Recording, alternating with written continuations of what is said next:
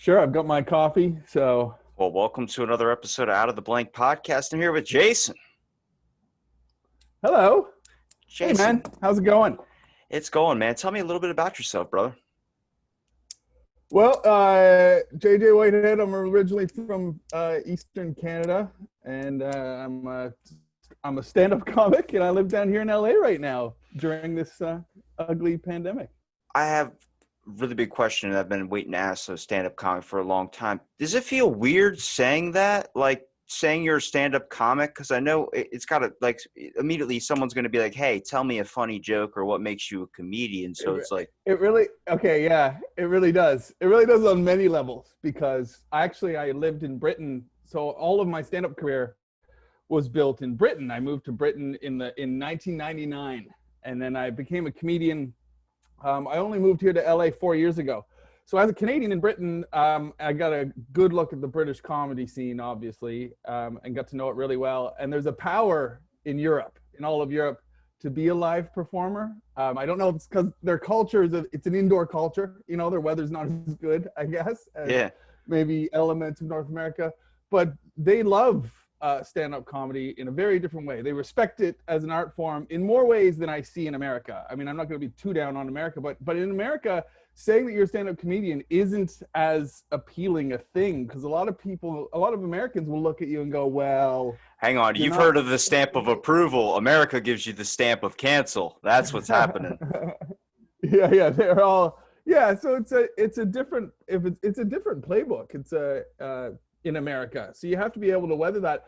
There's a lot, and now that I live in Hollywood as well, if you have a bill of 10 comics, I mean, all great people, but people can call themselves comics without kind of doing the road work, and not to be bitter of like, you can't just stand on stage and call yourself a comedian now, but you start to see elements of that when you move to LA, because in LA, you'll have a bill of say 12 people, each doing 10 minutes because they shorten your time when you come to LA. You're like, it's a showcase town. So they'll fire you on stage and you're in the back with these other 11 performers and you realize, oh, 4 of them are comedians, 3 of them are radio personalities, 3 of them are actors who want to broaden their range, whose managers told them like, learn to talk in front of people. So there's a whole variation, there's even people jumping up on stage who just want the thrill of doing it and then they'll walk away. So you got a great variety, a great big background of people who can call themselves stand-ups. So it loses its power a little bit when you tell somebody you're a stand-up. And it's not like that in Britain. In Britain, tell somebody you're stand-up, they're excited, so it's, the title has different meaning, but the career has different meaning because I think American stand-ups have day jobs for longer. And they're paid less for longer. Whereas in Europe, there's a route to being a professional performer once you have a couple years experience. Well, just performance in general. I mean, if we talk about Hollywood, the stereotypical thing is that's the place to get big. That's when you move there. You're like, I fucking made it. This is my life now. I'm going to, never have to work another day in my life. I get to perform and make all the money in the world. An interesting fact, the Hollywood sign, where everybody takes them beautiful selfies you see on Instagram. The H was rebuilt twice by Hugh Hefner. I mean, come on now. I mean, that just, let alone just in that idea, I want to move to the place. But when it comes to right, because they have their priorities right when it comes to rebuilding structures. I love that you point that out. There's a huge homeless problem here, but at least they got that H working. At least they fixed that H up there. Look, let me tell you. Up there because it's just up there. I feel like with all the empty homes, we could definitely fix the homeless population, just letting them live there, put them on this rehab thing. But I like to look at the bright side of life, and it doesn't look like anybody's given that much of a shit to change the homeless population. So I'm like, guys, the sign is perfect. It's beautiful. Let me tell you. Yeah, the fucker should have gone like, we've re-propped the H, but for those of you who want to know if we're doing sustainability, we've also got 3 homeless people decked out and living in three homeless dudes living in the H comfortably. And if she comes down again, they're taking care of it. It's a small battle, but we won it. Look, you're sitting on the side of the curb with no food or no shelter. You get to look at that beautiful Hollywood sign. Makes your life a little bit better considering you're sleeping on the streets. Yeah, man. Yeah, we can all do a little bit more good. What would you consider, like when you started comedy, for instance, what would you consider your stylings to be? Like, it seems like everybody pulls from something when they're doing the performance or something. You have certain mannerisms to start off, and you Yeah, usually, well, this will take you right back to Britain. Like I said, I did my formative years in Britain. So I started because a lot of people still ask because I did a Canadian TV special, like about 10 years into my career or whatever. So a lot of people, and I'm Canadian, so a lot of people assume I came out of Canada, which I did not. When I moved to Britain, I always wanted to be a comedian, but I wasn't even aware. This is how ignorant I was. I was North American ignorant of like, wow, there's a whole uh, comedy community over there. There's a whole fabric of comedy over there. You start to discover things like Billy Connolly, who I now consider the godfather of comedy, who I wasn't aware of his talents until I immersed myself in Scotland. Scotland was the first place I moved to. And, I was whatever, 23 or 22 and maybe even 21. Geez, I was full of Saturday Night Live and Jerry Seinfeld and, I was full of American and Canadian comedy, obviously. I grew up on Club 54 and Just for Laughs TV shows. So I had all that in my mind. And it wasn't until I arrived in Britain that I truly got to know, like beyond the Eddie Izzard. That was about the extent that we had been introduced to in North America. We're given Eddie Izzard, and then, and then just told Britain has comedy thing going on. So when you discover Billy Connolly and you're a young comic, I was a little bit of a storyteller, and I still am. And I would have to say, it's the style of the long form storytellers like the British that are born out of Billy Connolly's that really took hold. So like Eddie Murphy got the engine going. And got me all inspired and stuff. But then when I stumbled into this comedy community in Britain, I was like, oh wow, I'm gonna be a story, like, because Eddie Murphy was a storyteller as well. yeah. So I took all that influence, and then when I saw people like Billy Connolly in Britain, and you also get to see longer form comedy in terms of like doing the Edinburgh Comedy Festival and doing shows around Britain. It's all behind doing an hour-long show, 1 hour stand-up show, snippets of your life. You learn how to share something of yourself on stage.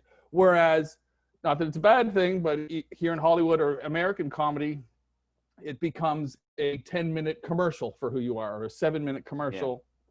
Yeah. You can do anyway if you don't want to be a longer form comedian. You can see it as a stepping stone in America and go, all I need is to build that 7-minute comedy routine that will show the executive that I can be the quirky friend or the wacky next door neighbor or whatever in the sitcom. So it's more stepping stony. If that makes any sense. So as soon as British comedy gets into your veins and you're like, all right, I'm gonna do an hour-long show in Edinburgh, I'm gonna go this direction. Then like we're saying though, it's a different culture there too. A lot of them, like, you can say a certain thing or call out something obvious that's like maybe an issue, like stereotypes or generalizations. That's a lot of what comedy kind of is a little bit too, unless you're really talking about yourself. But like, I started noticing like every comedian that comes on stage, or you see a special or something, it's jokes about their own self in life, because it's like playing it safe a little bit. And like the only one I can really recommend that I've seen like probably 50 times just in the past week is Sticks and Stones by Dave Chappelle. He's legit calling out everything that a lot of people would be afraid to. And it's just like, it really sucks that like comedy has gotten to this point. Like, I had somebody that was a stand-up comic tell me that comedy has it should never punch down, it should always punch up. I'm like, but it's funny when it punches down too, because the person's not joking. But it's gotten to a point where like somebody says something like us saying something about the homeless population, people are like, hey, my cousin's homeless. Well, you should have gave him a home. Like, it's something like that. Well, there's an element. I mean, I've read some interesting articles about that too. I mean, I loved Dave Chappelle's special. One thing that made me angry about the aftermath of Dave Chappelle's special is the people who would refute Dave Chappelle's special without even watching it. Yeah. Just towing the line of like, well, fuck him. He's whatever. He's a transphobic, homophobic asshole or whatever. And you're like, did you watch what he expressed? And because he offers, because you can offer criticism while saying that you love these people. You know, you can offer criticisms with love. That's part of being a comedian, is to live in that gray area and go, look, I love this, but I'm gonna make fun of this. You know, so people have to watch, like, I don't know, in Britain, when people are doing that, a British audience doesn't feel that that they need to be your friend. They feel like, oh, you're entertaining us. Oh, I disagree with that and I agree with that. And then sometimes, yeah, in America, you run into trouble because you'll find yourself performing, and you can see some people in the audience sometimes go, well, why aren't you saying everything that I agree with? You know, I can't find this funny unless I can see myself being your friend and agreeing with everything. And that can be hard. Luckily, it's not all the time, but you know, every now and then, every time you go on stage, you can be wary of, like, all right, this could be a comedy show or this could be a disagreement.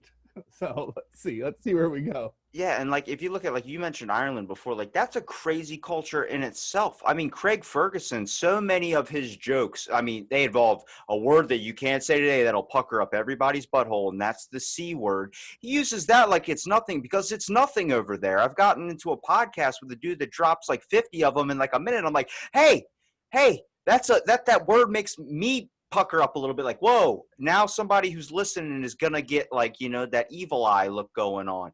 But like, Yeah, it's a descriptor in in Britain. You can use it to cause, like, me and friends will use it between ourselves all the time. I mean, it's all in tone. You have to deconstruct it for yourself, whether or not somebody's calling you this thing out of aggression or not. But commonly in Britain, we can use it to describe a friend. You know, yeah, you can go like, hey, this is Jack, he's a good cunt, you'll enjoy hanging out with him.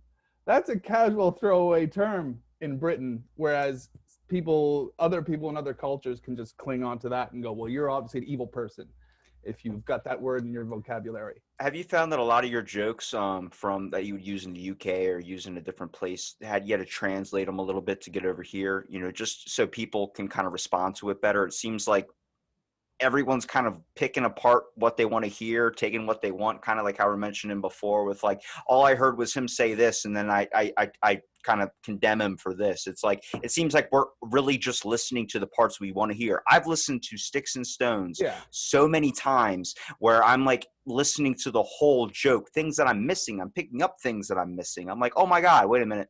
I laughed at this and I realized he's making fun of the audience. And it's true. We're just completely mindless picking out certain key parts. Yeah, we live in a soundbite culture. And that's how you can easily mislead people as well. People have all learned to take a soundbite of what they know. It feels too like some people who take these sound bites, they know that the complete piece is not offensive, but they know that if they cut out this 30 or 40-second chunk of it, they can portray it as being as offensive as they want. And that's the trickery of the last decade, isn't it? Everybody's in control of their own editing, and you get filled. You have to remember to be skeptical of everything that you see on the internet. I mean, we have a joke internationally. There's a joke internationally of, like, if you see something on American news, you have to try to look it up on British or Canadian news to see if it's true. And that is becoming more and more true all the time, because things catch fire in America and people get appalled at a snippet of something, and they don't do the research. Or, you know, it's unfortunate they have to do research when it's delivered to us like this, but it's given to us in such sound bites that sometimes we fail to see that it can be misleading, you know, or that we've seen the fight, but we haven't seen the instigation, kind of thing. Or sometimes you see the instigation, but you don't see the fight. It's so easy to see something and you just want to get upset about it. I look at that as a quick shot to fame. It seems like if somebody can put up a blog and then some person can see that and then run with it and start kind of like, I just literally this morning saw 50 something posts off this one hashtag that was all trying to cancel Duncan Trussell. And I'm like, what the fuck? Like, the nicest dude that I would consider, at least from what I've heard. And everyone's like, he's a fake cult leader. I'm like, but that's going to inspire followers. And then I even saw a hashtag where a dude was like, hey, free Bill Cosby. I'm like, he's not innocent. And the guy's like, no, he's innocent. I'm like, you're blinded by truth right now. He literally admitted to what he did, but you don't want to forgive him and you don't want to help him work past that. You just want to deny everything. I'm like, you're living in a fucking dream. Like, this isn't video games. Yeah, there's a lot of that happening too. I mean, I'd have to I'm not entirely familiar with Duncan Trussell, but I did clue into something that you said there, which I think is another problem, which is that if people understand funneling off views and stuff, they've stopped thinking of something as bad, good and bad. Like when Twitter, for example, when Twitter started, whatever, I'm going to say 10 something years ago, when it started, everybody was so complimentary. Everybody was so, ooh, I don't believe you. I like what you did. I like what you said. I'm going to forward it to everybody. I'm going to retweet what you said because it was sweet or nice or funny. I'm going to retweet it so that everybody can see, and hopefully you can build followers. And that used to be the instinct. There's no building followers through that stuff anymore because that doesn't exist. Because now it's evolved into, I don't like what you said. I'm going to retweet it to my followers so that they get ya. And it's just become this pile-on garbage, everybody's angry about something system. Unless, I'm sure you can cultivate it to be better, but it takes a lot to try to weed out everybody who's, Twitter, I blame the media. They gave Twitter credit. As soon as the media started propping up, as soon as you got these news reporters who used to have journalistic integrity and they'll stand there and they give you the news story, but then instead of us getting to know journalists in the field, they'll flash to so-and-so said on Twitter, and this got 400 likes, so it's valid. And it's not. It's the equivalent of, like, if we were still in the 80s, it would be the equivalent of a news reporter there going, here's the news, but let's see what Joe at the gas station thinks. And just flash it over to Joe at the gas station and go, they can all fuck off. All right. Oh, well, that's it's just this shouting match. It's ridiculous. I honestly don't know how to clean it up. I don't know how you get rid of politics. I wish Twitter was just fun again, of like jokes and. I just made a Twitter probably like a few months ago, so I'm coming at, like, when you tell me that it was nice at one point, I look at you like you're trying to tell me that we landed on the moon and it wasn't fake. I'm like, okay, sure. But like if you look at Twitter, if you look at Twitter, for instance, look at that. See, I got a new. Look at that. See, look at that. I ran out of this one, and now, holy cow! I got 2 cups. You're prepared. Look at you go. But if you look at Twitter, for instance, it seems like everybody went from wanting to be a celebrity to just wanting to start their own cult, because it seems like that's all we care about is the followers. We just care about trying to get them to think a certain way.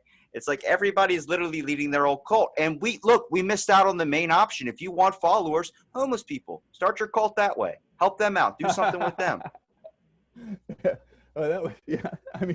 Do something for them regardless. A sandwich. You don't even need to be negative. Anything. Even if they don't have social media and can't follow you back, which I'm gonna go on a limb and guess that mostly they can't. It would be just help them out. First of all, some of them have flip phones. I'm just saying, some of them have flip phones, and you don't even need that Twitter following. Please. They will literally follow you. That's what they will do. They will be outside of your house, like, waiting when you come out on the porch like the Pope. Like, I'm here to greet my people. They're out there like, yes, cheering for you.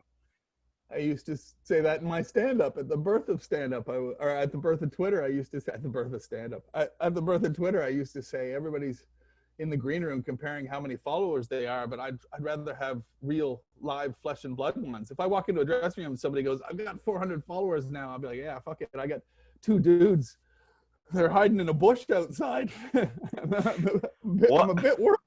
What matters more, a retweet or someone that is willing to kill for you? Yeah, there you go. See, I'll say this too. This might be the good form to say it. The hard thing too is that it was okay a couple years ago to say, I don't want to use, we even did a piece on it on the Jefferies show.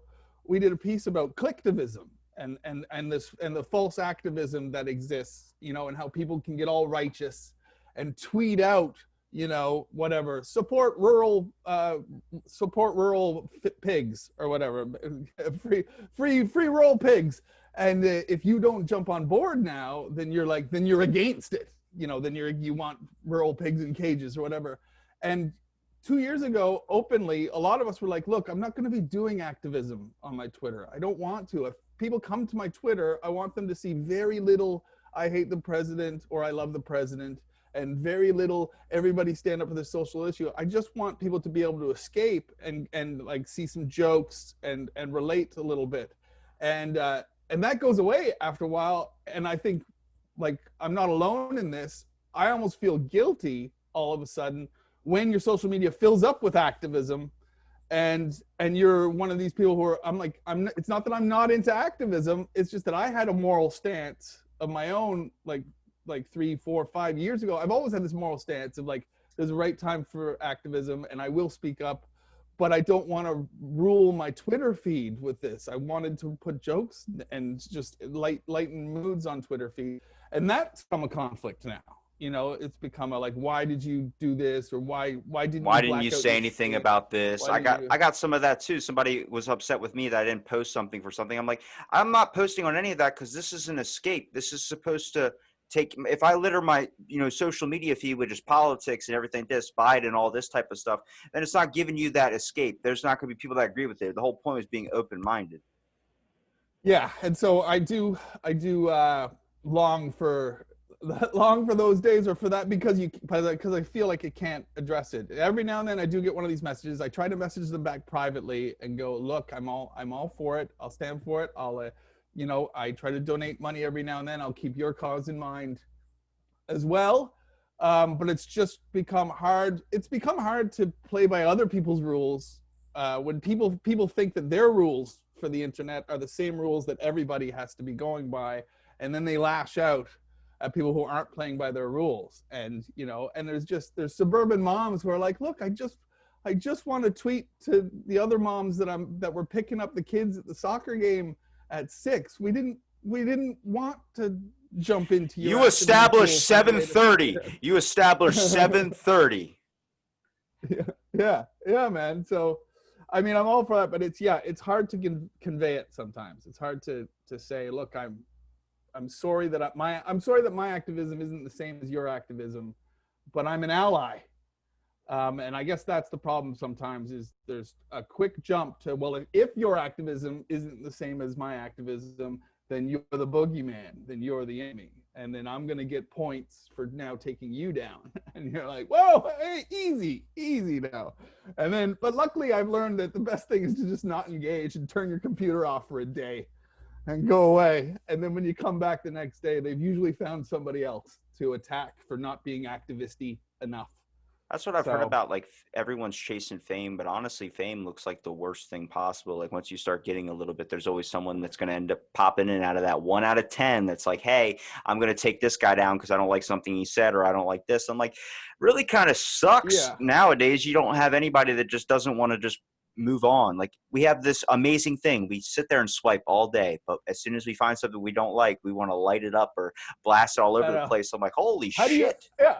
How do you retrain everybody, man? How do you retrain everybody to go, wait till you find something that you like, promote the things that you like? But you see that in the psychology of, I mean, I hate to keep saying that it's American, but I mean, it's only been happening since I moved to America. But the psychology here seems to be tear people down so that we're all even. And as a guy who's moved here from other cultures, even though sometimes I don't sound like I have, but I have. I've moved here from Britain. I grew up in Canada, and I spent a lot of time in Australia and New Zealand touring, and I'm just like, you call it socialism if you want, but it's the ability to say we all should be even. Let's raise each other up, which is great. And it's had trouble permeating America, because America agrees with we should all be even part, but they don't agree on raising each other up. They seem to frequently agree with tear everybody down so that we're all even.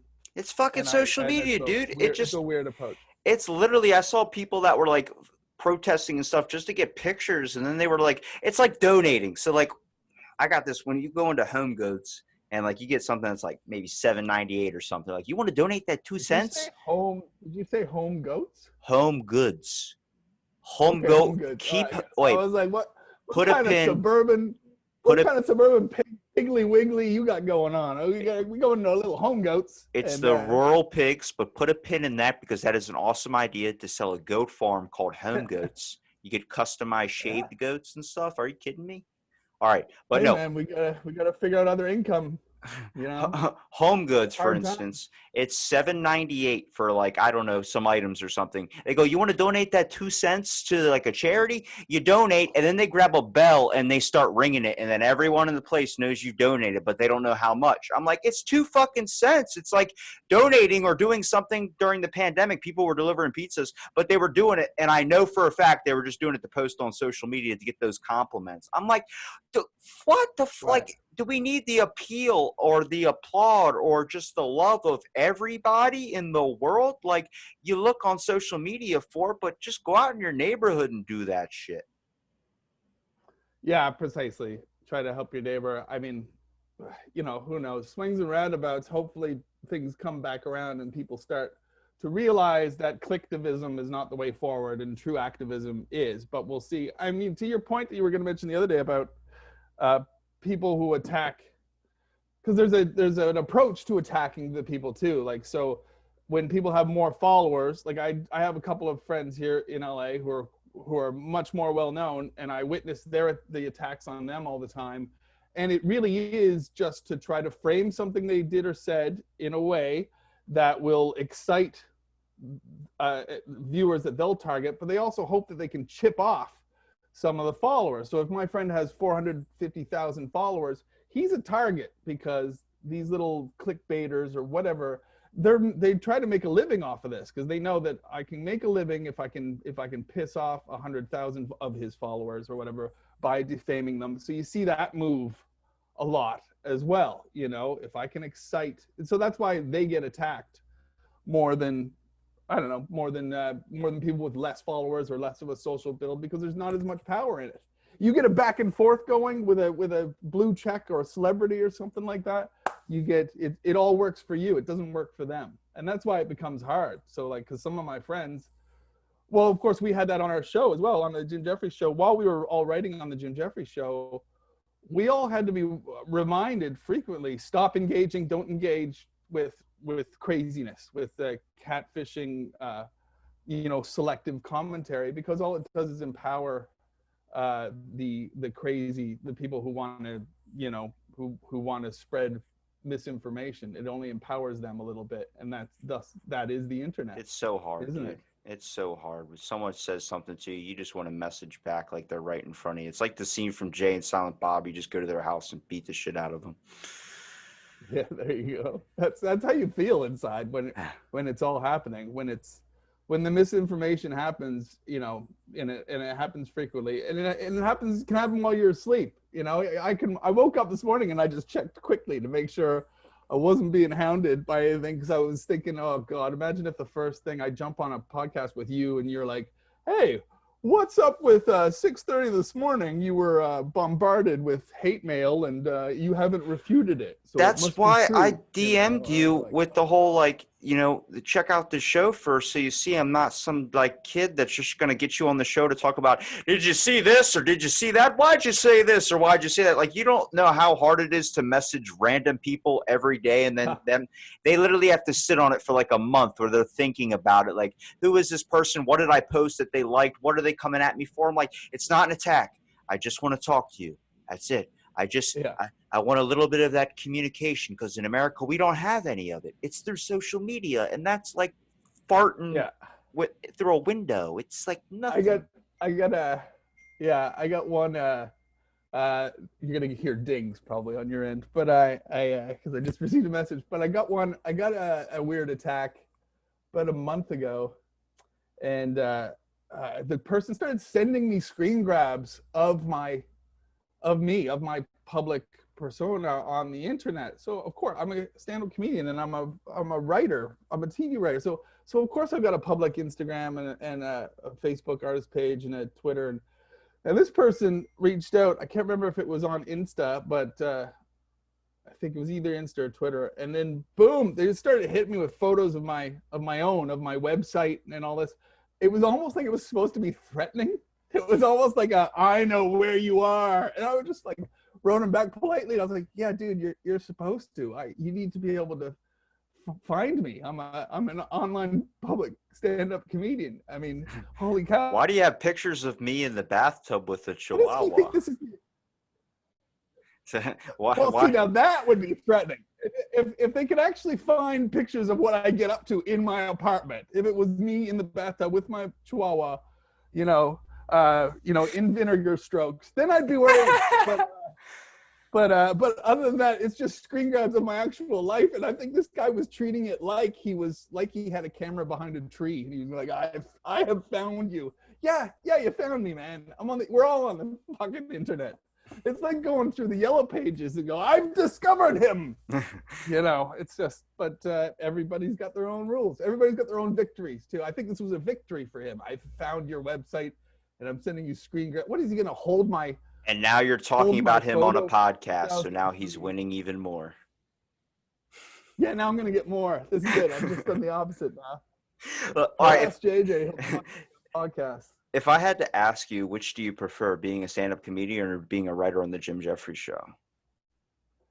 Well, I love both. They're different jobs, aren't they? So, I mean, I love stand-up comedy is my first love, without a doubt. So I love it. I mean, the British comedy circuit was amazing from about any British comedian will tell you. The British comedy circuit from about 2001 until 2011 was the best comedy circuit in the world. And I mean, if you just look at the layout of Britain, if you think about it a second, you can make it to another city in Britain that has millions of people, within hours. Manchester and Leeds are only 40 minutes from each other. Manchester and Liverpool are 40 minutes. Manchester to Birmingham is like 2 hours.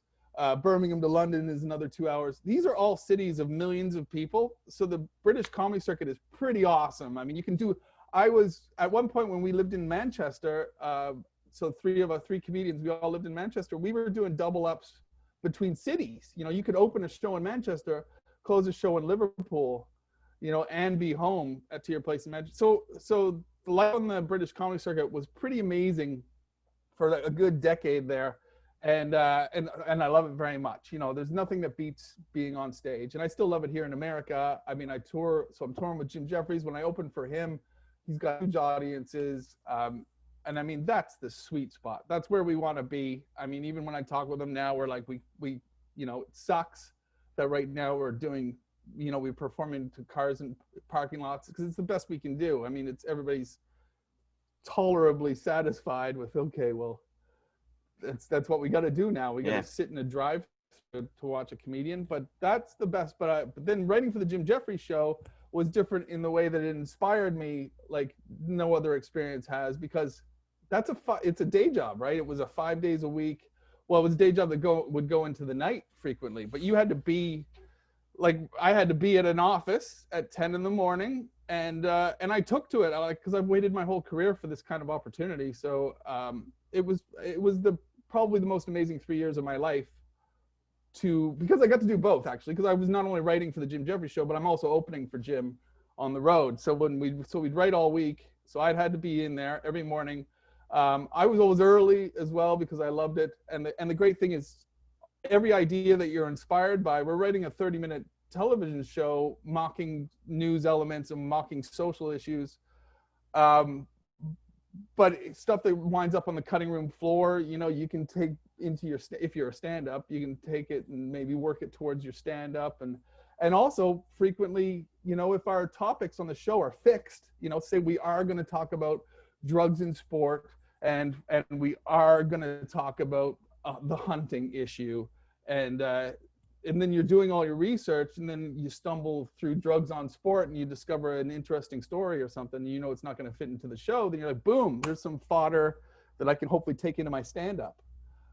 So it was just great. It was a great work, and I love working under pressure as well. I think every comedian, stand-up comedian, well, not everyone, because I do know stand-up comedians who get up at 9 and do a day of work, sit at their computer and stuff. But I think most comedians, they need the ideas to come to them, and they love working to a deadline. They love being given a deadline because there's a million ideas that comedians have had out there that they haven't carried to fruition because because they're their own boss, And so in this element, I had a boss, and I had to have big writing pieces, big monologues and stuff and jokes done by a certain deadline. And some entertainers need that in their life. You can be a little bit more like creative too when you're writing for a show rather than doing stand-up. You can let your jokes hit with a little bit less like you can hit more stuff that you wouldn't want to talk about in a stand-up. Well, you can write for a visual gag as well, so that's new, and you can't do that in stand-up unless maybe you're doing a one-man show in stand-up and you've got your MacBook or whatever and you got your projector and you can go, hey, this is here's me at summer camp in 2002, boom. But but in television, yeah, because you know that box is going to show up over Jim Jefferies' shoulder. So you know that you can write for a visual joke, because then we have an arts department who can mock up. Like there's a visual joke that's in my stand-up, actually. I'm not sure if I put it up online yet, but I did it. There's some clips on online of me opening for Jim Jefferies on his last special, and so I've put up a couple of them. But there's one about how scientists are hoaxsters. I was just making fun of the Republican line of like that all scientists are tricksters, you know, trying to sow mistrust in society's scientists weirds me out anyway. But I would just agree. And for the show, we had an element of like, yeah, scientists are all tricksters. I sarcastically wrote this piece of like, yeah, Stephen Hawking didn't even have ALS. You know, he used to, when you would turn your back, he would be up running out of his wheelchair. And then when you turn back around, he'd sit back down, right? So I wrote a series of those. And then we had the art department had mocked up Stephen Hawking running out of the wheelchair, you know, in a slow-mo out of the wheelchair. And it was a great little run. It was for the show, because he's got Jonas Salk, you know, who he cured polio before he told everybody. He just liked watching people fall out of their wheelchairs. So a lot of nice, cruel jokes about how scientists can be manipulative. I love how you didn't even blink when I told you that one. But anyway, we had the mock-up department mocking up all these things along the lines of Hawking doing his sprint. But when it came time for the show, unfortunately, there was a tragedy. I think the tragedy in this case was the shooting in New Zealand, for example. That happened in our run up to the air, and we were like, okay, we have to cut a lot of the show because we had to stay in the writer's room like overnight and write a piece that engaged, you know, New Zealand's response to the shooting.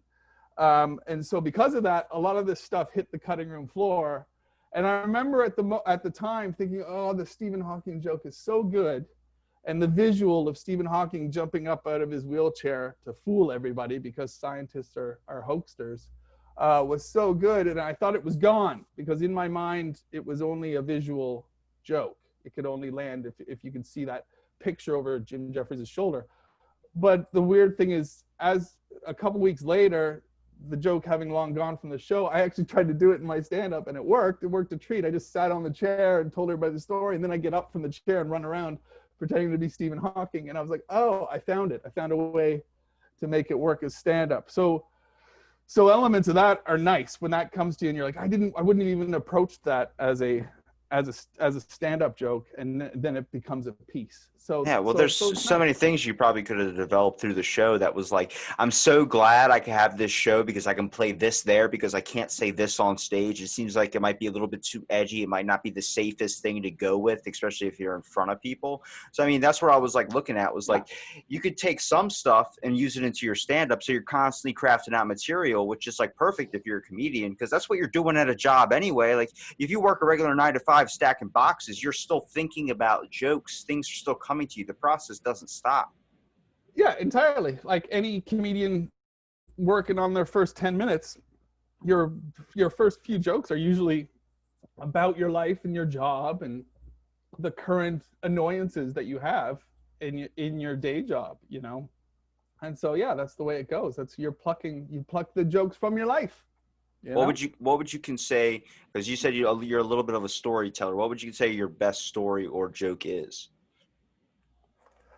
Well, I don't know. Well, I mean, I've got well, my most popular, I guess, since I moved to America. I moved to America with a joke that in my opinion, a story about an argument with the bank, which I thought was ready for television and everything. It still is, but when I first moved to America, I mean, I had performed it on TV in Sweden and England, and maybe even Australia. So I knew it was my TV bit. And I moved to America and I was unable to get in the public view. I still haven't been on American TV. I've been on TV everywhere in the world except for, other than the Jim Jefferies show. I've been on to do a desk piece on the Jim Jefferies show.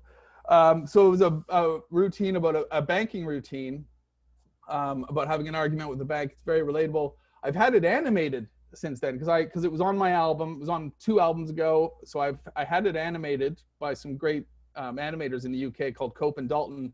They're kind of South Parky influence. So that's up on my, it's up on YouTube and stuff like that. If you look up JJ Whitehead banking, that was a great story. There's another story that since I moved here about an awkward hotel incident, which is also semi-popular online. But you know, you can't call it. You can't call what people are gonna gravitate towards.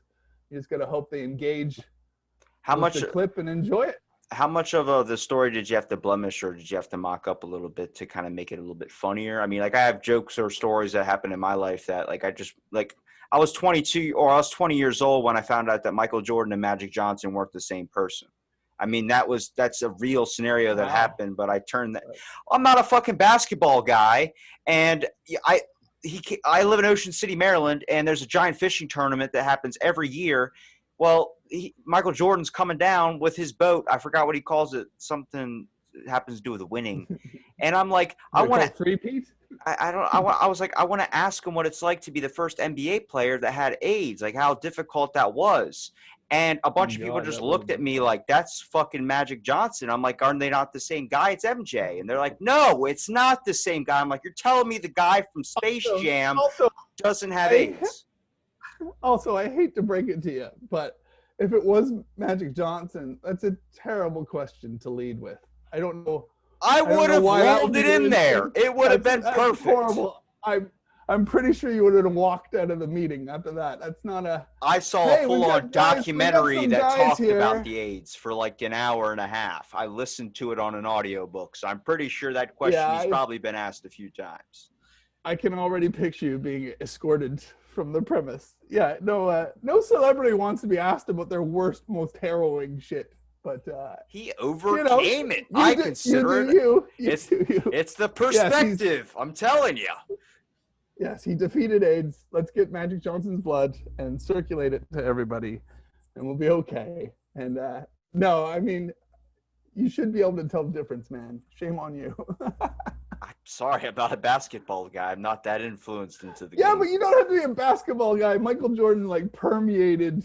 I rarely see anything they've ever done. I haven't even that's just me. I'm not going to argue with you that you didn't know who Michael Jordan was, but I mean, good for you. You want to talk 19th century Victorian surgery? I can go all day, but if you ask me about what the Chicago Bulls are, I don't know.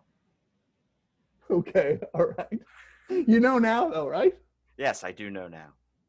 Okay, all right, good. See, it's all about learning. It's all you can't learn and grow. You tossed out the YouTube links to the bits. What's the story, dude? I want to hear one of your things. You got me over here saying my dumbest thing.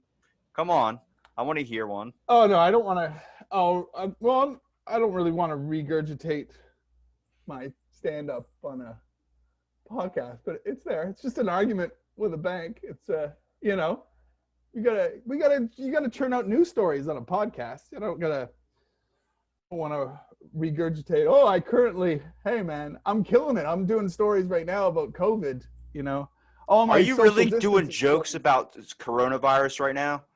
I got a few. I've got a few. You know, I got a routine I'm calling tape rage. Now that's the thing too, though. Any of my new stand-up, I've only been able to practice in front of, like, other than letting the idea evolve in your head, I've only been able to practice at gigs where we're social distance now. Or, for example, here in LA, we've got the gig going in the parking lot of the Magic Castle. So it's about 60 cars parked there. Lovely. It's a gorgeous setting, though. They've got it's almost like a gazebo type stage at the end of the parking lot, which is really nice. Fairy lights. I mean, the imagery, it must be good looking from a car. But still, that's what it is. It's cars parked in all their spots, all guided into the spots, and sat there. And then they can't honk. They're not allowed to honk their horns because it's Los Angeles and there's a city ordinance. So what they do is they hand them all clackers. So they got these clackers that they, like the hand things. Yeah, exactly. Take a deep breath. And so they got these clackers, and they have to reach out their car windows because their radios are tuned to the stage mic so that they can hear within their cars even if the windows aren't down. But they do, in order to cheer or applaud, because they can't honk their horns, they have to reach out the window with the clackers. and clack that they like what's going on. That's And terrible, dude. You and lose the personal it's connection of what you need to be a comedian. You feed off the laughter of stuff. I mean, it's like having a conversation and the person's like disconnected the whole time. You can tell it just gets old and you end up want to end it.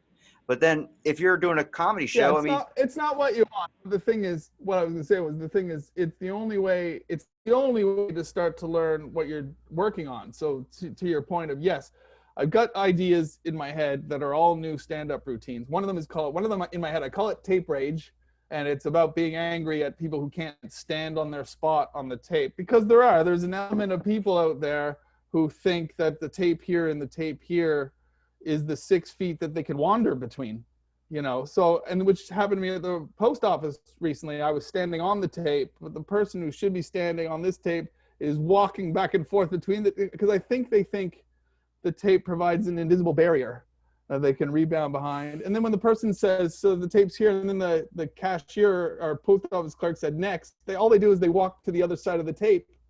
So technically they're going 5 feet, then 1 feet, then 5 feet, then 1 feet, while everybody else is trying to go 6 feet.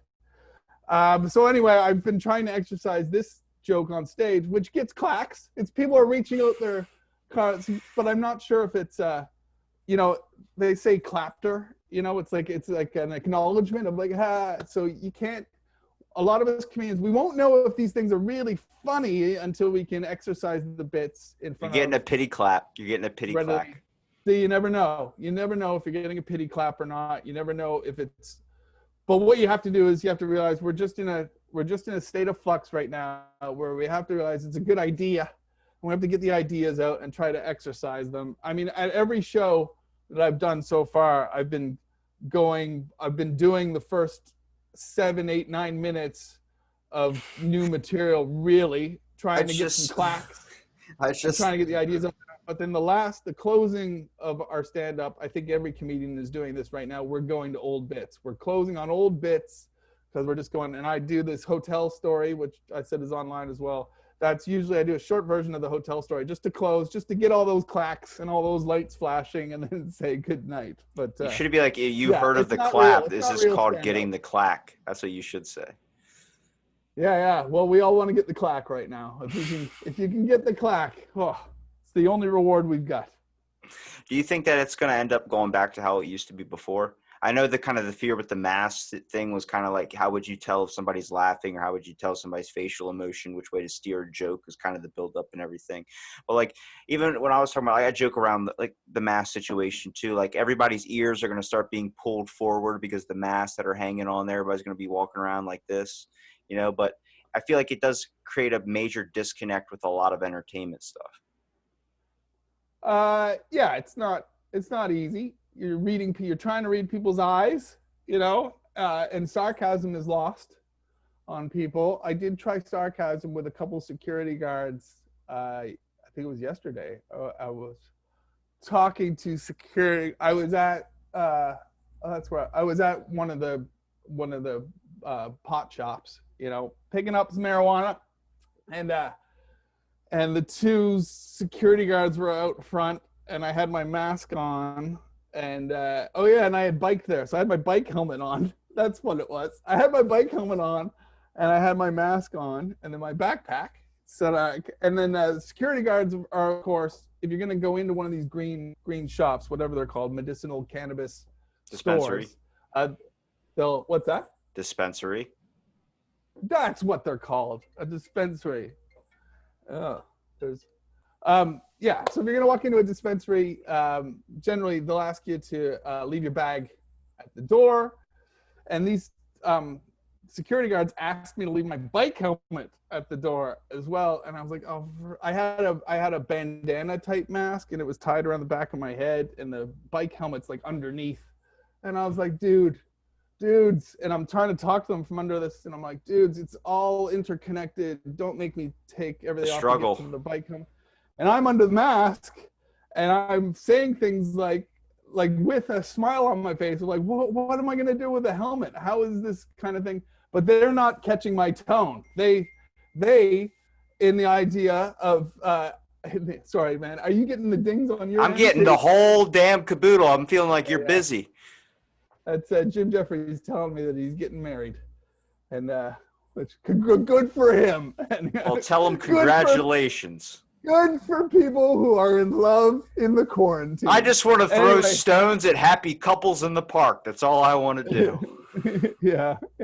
Anyway, the tone was missing because the security guards were just getting angrier and angrier, and all I'm doing is arguing my point that it is pointless to take this off, but they can't see the smile on my face. So instead of them hearing, come on, man, I'm not going to do any damage with this, they're just saying, come on, man, I'm not going to do anything with this. You know, they're not shot. catching the tone.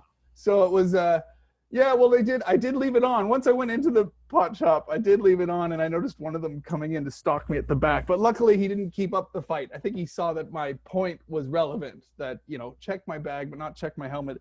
Anyway, I'm sure it could have become a big issue because of this part, because when you can't see that part, you cannot tell if somebody's being funny or sarcastic or witty. And you know, and that plus the fact everybody's just on edge anyway. So next time I walk into a bank, I'm going to wear a ski mask because you just gave me the best idea. Thank you. Yeah, there you go. Just keep wearing masks after the pandemic's over, and then and you'll be ready for crime. You know, just use it as an excuse, but you'll always be prepared.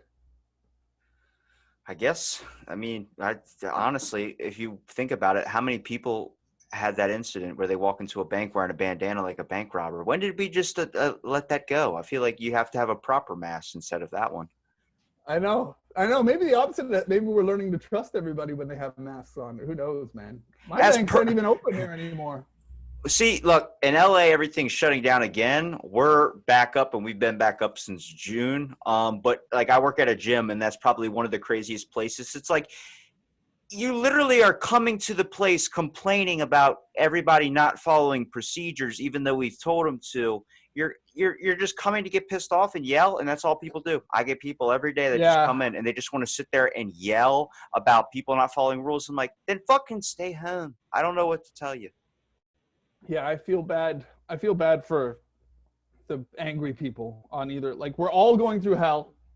So just hold on and just try to respect other people, and let's all get through this together. And yeah, it does make me feel a little bit, I feel sorry for people on either end of the spectrum that are either righteous mask police, because that's ridiculous, you know, or the righteous non-mask wearing shouters.